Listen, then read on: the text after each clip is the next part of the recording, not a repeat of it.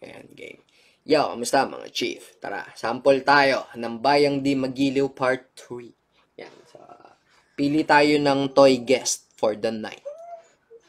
Dami nating Spider-Man eh. Ito napili ko. Para gusto ko yung toy guest natin yung makaka-relate. Ayan. Ito. Si Peter Parker, yan. Makaka-relate sa atin sa Bayang Di Magiliw to kasi namatayan siya ng diba, ng uncle.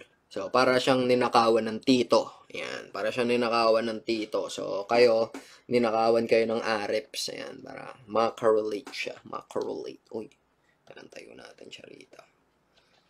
Siya yung kita. Ayan. Game. Okay. Let's go.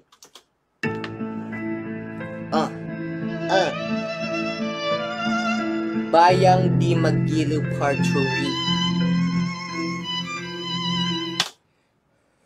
Shoutouts nga pala kay Honcho, tsaka kay Suro, Tenshi. Basta yun. Siya yung beatmaker ko na ito. Siya yung gumawa na itong beat. Malupet. Shoutout sa beat mo, tol. Shoutout sa beat mo, bro. In-express niya ang aking feelings. Let's go, tangina. Gubas ka na naman, brad. Yeah. Nakaka-depress, man. Nakaka-depress naman talaga yung nangyayari.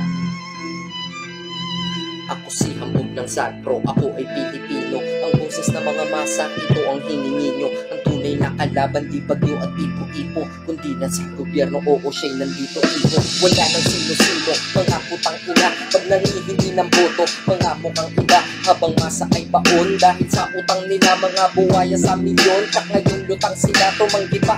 Kahit maliwanag na ang ebidensya, kapal ng iyong mukha, di ba paliwanag ng siyensya? Ang puso't isip nyo, iniwanan ng konsensya. Dapat kahit Paskong-Pasko, kayo'y magpenitensya. Kahit mga iglesia, Muslim pati Katoliko, nagkakaisa upang lumaban sa diaboliko. Sino ba sila? O sige, uulitin ko. Di naman lahat, pero karamihan ay politiko. Kung magnakong palihim, pero hanap ka sa batang di makatikim ng pagkaing masarap, walang kuryente, madilim. Ilaw man o pula, mga balak matitim. Huwag kang magpalinlang, kahit sinong tanungin. Ang asin at asukal iisa lang, kung kulay malalaman mo na lang, magiging nakatikim. Huwag kang magpalinlang.